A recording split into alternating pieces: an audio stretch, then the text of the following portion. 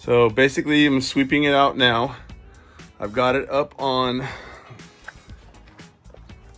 4x6 blocks, which raises it up a little bit, 4 inches, 3.5. I need to take that one board off there, got the insulation out, get this all swept out as good as I can. Maybe I'll vacuum it too, and then I will try and hose it out. I think I need to take this out. I might even take the seats out and get the front out, because I can order the front floor pad, the rubber mat for this. It's just snowballing into this, that, and the other thing. Oh well, that's how you do it. I got a full dustpan, maybe a little bit more of debris out of there.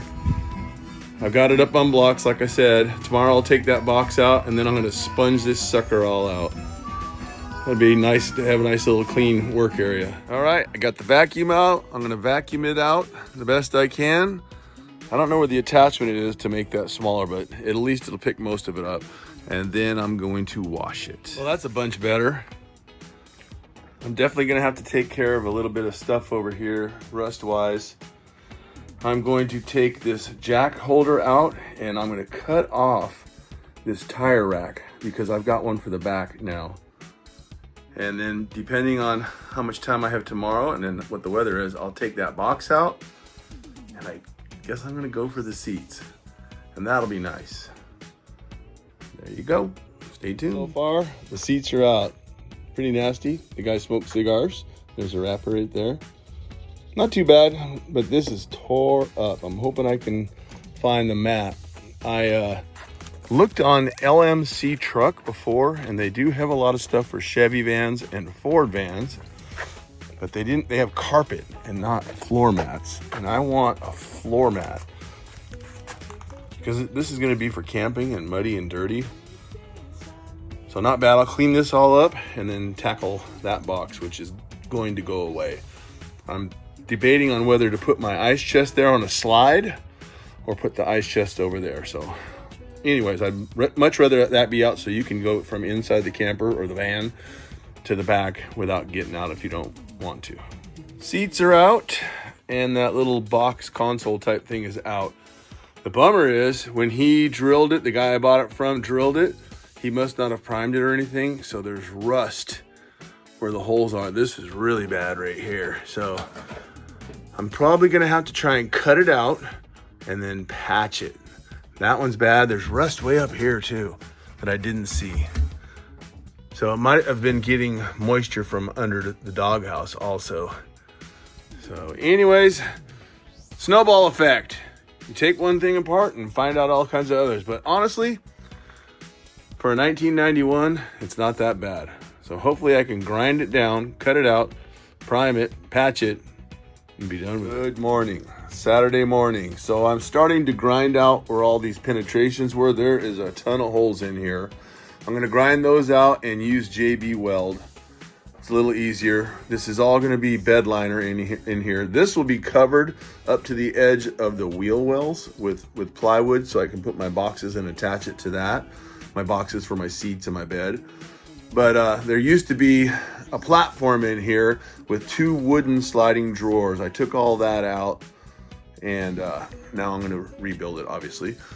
But I am not going to use all that speaker wire. He's got a ton of speaker wire there, and there's a ton way up there. Cut that all out. I'll just have the speakers in the door for the stereo in the van. And then I've got a Bluetooth speaker that I listen to all my music when I'm working on stuff. And I'll make sure I have it incorporated into the cabinet here so I can set it in there and it won't fall out. And I will have a place to hook up the USB for my phone and for the little speaker I have. So I'm just getting started on this.